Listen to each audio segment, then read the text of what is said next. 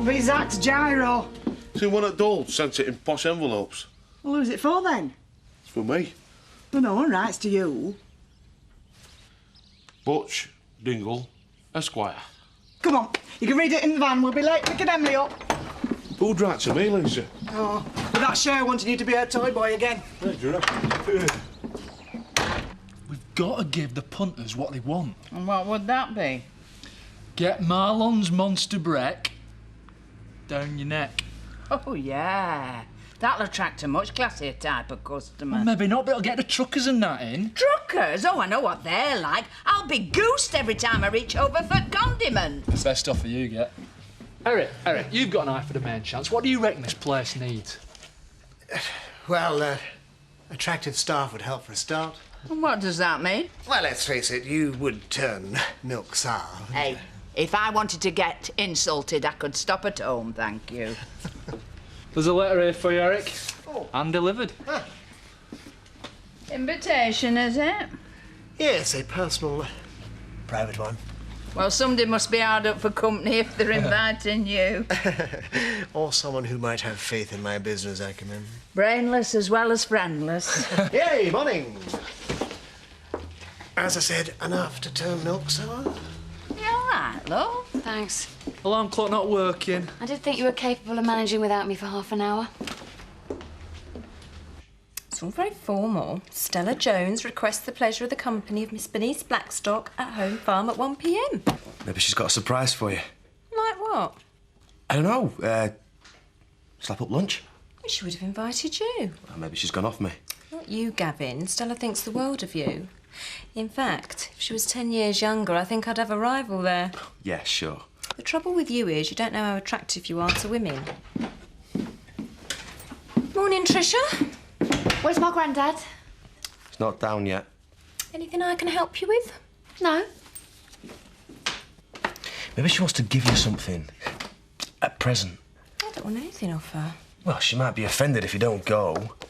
It'll just be lunch, Gavin, and I think I can accept that with good grace. Lunch and a girly chat. She says I'm a good listener. Maybe she wants to confide in me. About what? Who knows what dark secrets she's got. Well, don't skimp on the aftershave, Grandad. Oh, for heaven's sake, it's just a note asking me up there to see her. I know. This card's got a frilly edge and posh writing. It's hardly an invitation to a grand ball. I know. It's better than that. Just the two of you. Alone. Intimate. Don't say that either. Oh, it's obvious what she wants. Is it? Oh, come on. She's going to accept your proposal. Don't be so silly. Well, she wouldn't call you up there to knock you back, would she? No, she'd phone or call round. She definitely wouldn't go to all this trouble. Stella Jones requests the pleasure of the company of Mr. Alan Turner. Little more aftershave, you think? Oh, I'm so excited for his granddad. You haven't got any of those nose hair trimmers, have you? You cracked it. It pays to have friends in high places. You could ask for some extra. Good trade in, a fancy new set of wheels. Don't even think about it. Joking? Well, it wouldn't be a joke if Stella hadn't come good. It's a classy invite and all. Better than the tack we sell, anyway. What are you two so happy about? We're happy for you and Roy, aren't we, Scott? Ecstatic. Everything's working out so well for you. Once we get our own house, it will. That's what I mean.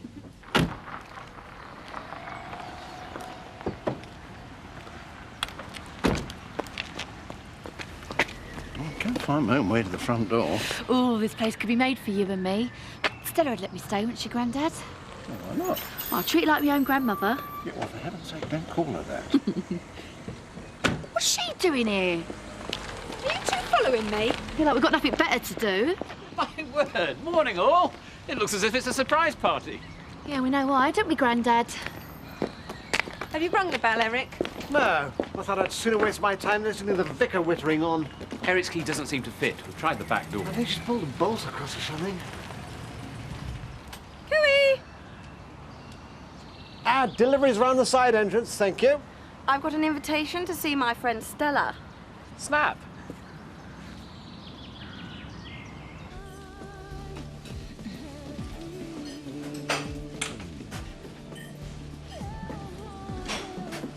All a bit much, is it?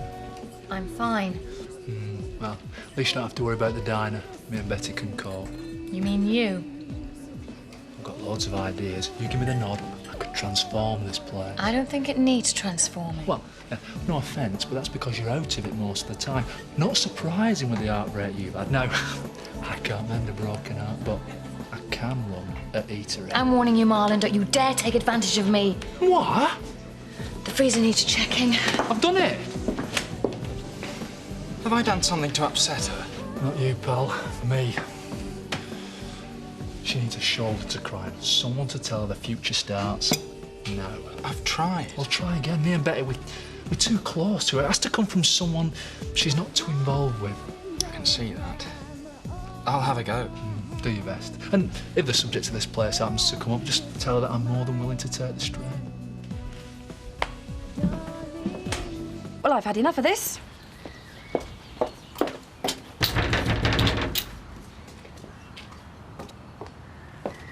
Do you think this is some kind of wind-up?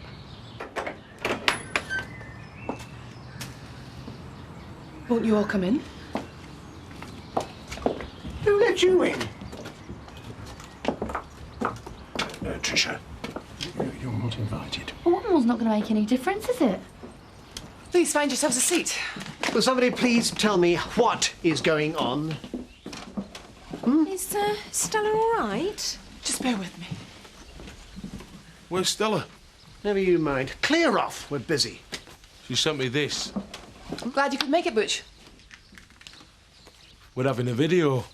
Oh, goody. I'd like to thank you all for coming. I got a little something for each of you. I hope you won't be too disappointed.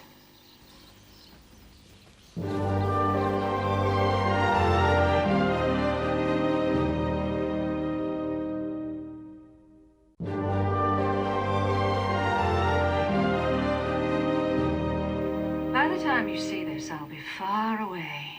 What's happened to her? Let me explain. I could have gone, just left your lives. But I don't think that would have been fair. I owe you all something. Here it comes. Ashley, Yes.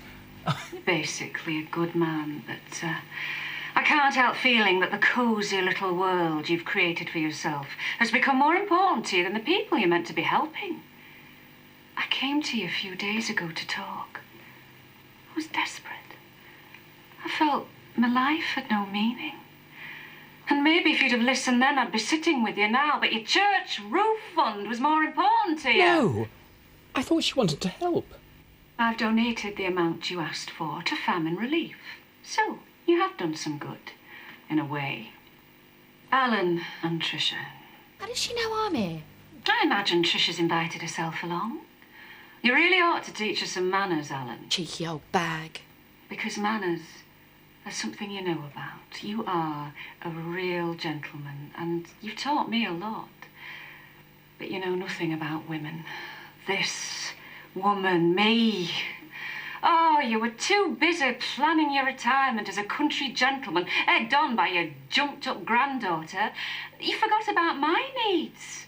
I mean, you may well be past the mad passion of youth, to quote you, but I most definitely am not. Shut up, Eric.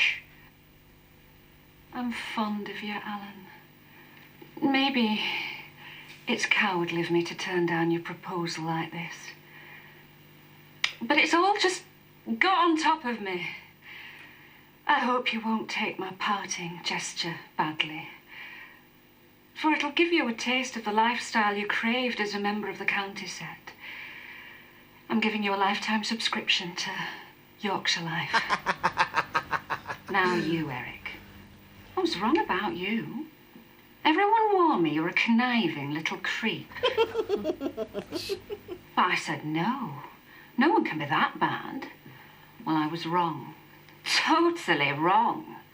I gave you chances, and yet you still tried to swindle me. Ha, well, it goes without saying. You're fired. You're doing me a service. I was going to resign anyway. Nobody liked you. Jumped up little hairdresser. When you've stopped insulting me, Eric, you can think about how you're going to recoup all the money you spent on the gym equipment. You tried to charge me $72,000 for it. How much did it cost you? 25? Viv. Oh, poor Viv. Recently widowed. A tragic case. Tragic because she stole from Vic's daughter to give to her own son. I never. Well, the fact is, it's the Windsors who are the problem family, and you are the problem. Well, who do you think you are? Anyone can win a lottery. Now to someone else who befriended me. Bernice. You'll get yours now. A true friend. She was the only one who saw me for myself and not my lottery money. She never asked any favours, and she even turned down my offer of financial help. Well, you can't reject it now, Bernice, because the money you need for the deposit on the wool pack is lodged in your bank account. £75,000. No! I know I have no right to tell you how to live your life, but you and I have more in common than you think. I really feel I should tell you that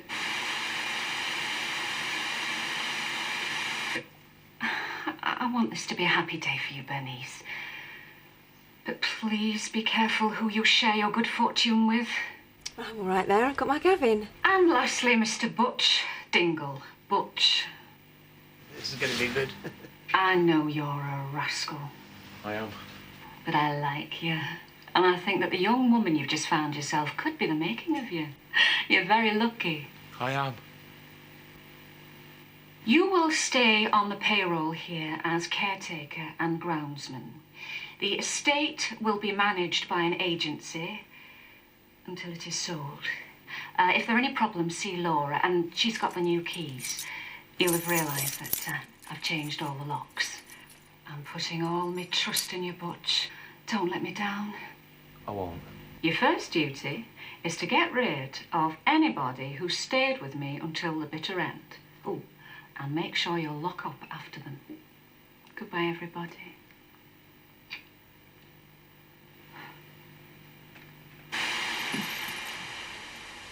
Right, you lot. Come on. You heard the lady.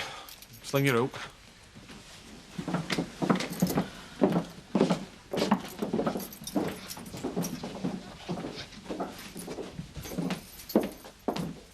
Oh, Bernice, you can have a lift with us. What are you taking her for? I need to talk to her. Well, you tell her straight then. You know she was the one that stirred it with Stella. It's all very embarrassing, Alan. I'm sure it was stress or something that made Stella say what she did. You and I have one or two things we need to discuss. I'm sorry about you and Stella. I told Gavin I thought you were right for each other. Obviously not. But she thought you were right for the wool pack. She was a nutcase. I happen to agree with Stella. But you're still into Ploughman's pubs. I haven't exchanged contracts yet. Now, come on, let's get back. And where do you think you're going? Mind your own business. You heard Stella. Loud and clear. I want my gym equipment. I need the keys. Now, come on. Well, nobody said out to me. I've got to clear my desk, for heaven's sake. I'm sorry, mate. All right, then, if you want to play rough. Oh, look, it's Superman. What's going on? He wants to get into the office. Oh, I'm afraid not, Eric. Right, well, I refuse to leave then. Butch, please escort Mr. Pollard from the premises. Only use as much force as is necessary. Now, listen. This is assault! No, Eric. This is assault.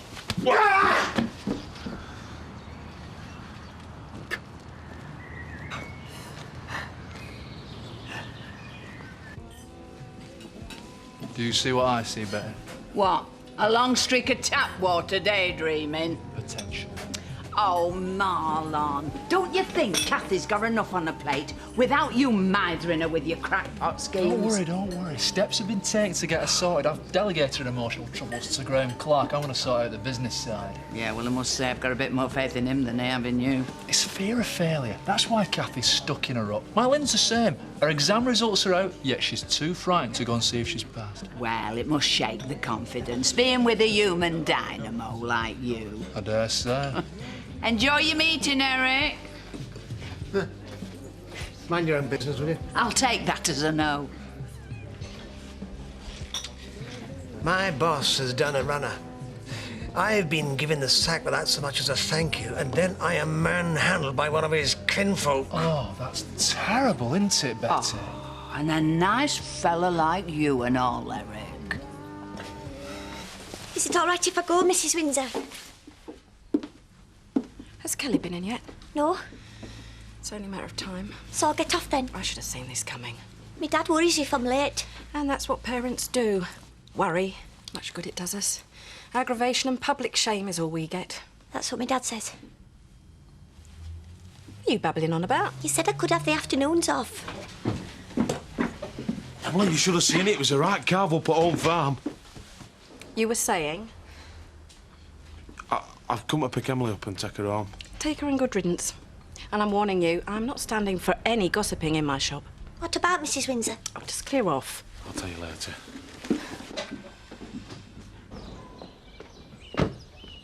Go on, Tricia. Go and have your riding lesson. You'll feel better.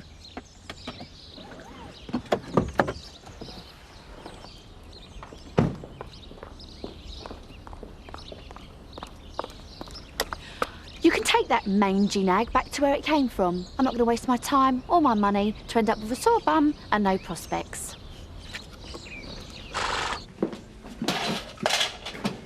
So, what did Stella have to say? She wasn't there. But the invite said today. Gavin, would you mind getting me a drink, please? And I think you better get yourself one, too. What's going on? Has she said something about me? Are you ready for this? Stella's given me the money for the deposit for the wool pack. But you refused to ask her for it. The way she put it, it was an offer I couldn't refuse. To you? To us.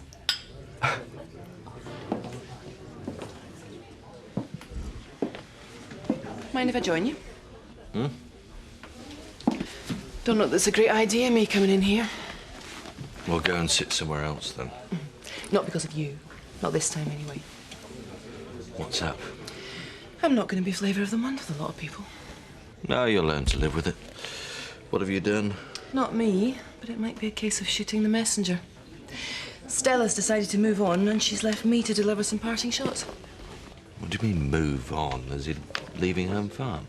For good? It looks like it. You'll be back on the market, then. So?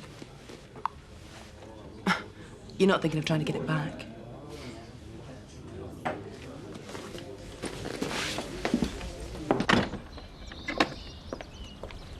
Hi. Thought I'd take an evening stroll. Care to join me? Let's get back for Alice. Kathy. Don't say another word. I've told you I can deal with this myself. Have I done something wrong? Yes. You came to live here. You can't blame me for Biff walking out on you. No. No, I blame myself. Now just leave me alone, Graham. Kathy, I want to help you.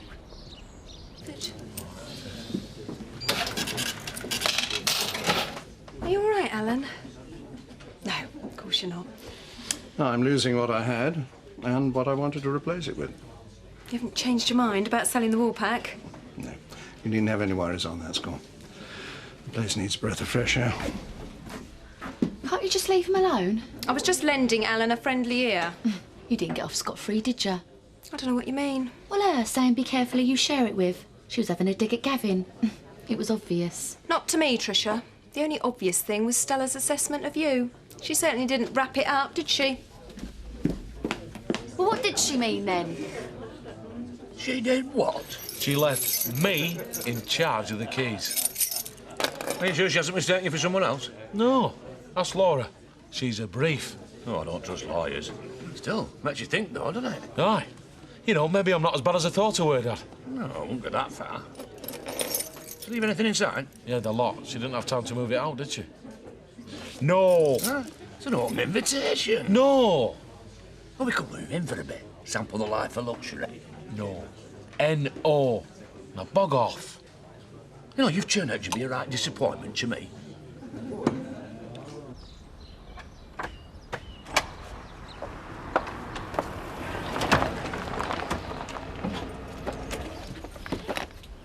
Why are you locking up at this time? I need to see Kelly. Knew Stella can't have the money. She didn't. So how'd you raise the cash? I haven't, and that's why I need to talk to Kelly. But what are you going to tell her? The truth. Yeah. I think it's about time, don't you? No. Stall her. I can't, not anymore. Oh, great. She's going to blame me. Yeah, well, you know what I think about that. Since when have you been on her side? I'm not. Yeah, well, it sounds like it. I know you're not to blame, not totally. I'm the one that promised her the money. I should have hung on to it. I need a decent car for business, and you know that. Yes, well, let's hope that's the way she sees it.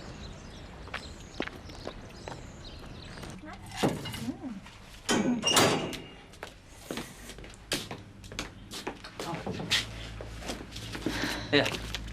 What's that? Tip from a bloke for sorting out a rattle. It was driving him nuts. Oh, you're really good. A lot of blokes would have blown it down the pub. Well, when I've got you to come on to. Nah. Next surgery's at 7. Oh, hiya. Oh, just on our way home. I've got something to say. Well, tell you. Couldn't it have waited? I need to get it off my chest, and I didn't want Donna to hear either. What's up? I've done something that I'm not very proud of. I haven't got your deposit money, and I don't know when I'm going to be able to give it to you. I was hoping to have it back by now. Get it back? From where? I'm so sorry, Kelly. Well, who's got it? It's my fault. Well, tell us. I lent it to Scott. You what? I'm sorry. My money? You gave my money to Scott without even asking? He needed it to set up his business, and, well, things just took longer than he planned. Look, I know I shouldn't have. And, of course, you're very welcome to stay at home as long as it takes. He used it to buy that car, didn't he? You honestly think we want to spend another minute with you and that scumbag son of yours? He's your brother. The only one I care about is Donna. And pity her because she's stuck with you. I've been trying. It's been so difficult since your dad died. Do you think I don't know that? If he could see what you've done now. Still, it wouldn't bother you, would it? You couldn't care less about him. You never did. You wanted him dead. No! Kelly, this isn't helping. She did. You never stopped nagging him. You even had that affair with Terry. You tried to turn Dad against me. I didn't. And now he's gone. You've stolen my money. Ugh, I've always hated you. Kelly, just calm down. It's not doing any good. You can't make me feel any worse than I do now. Can't I? Oh!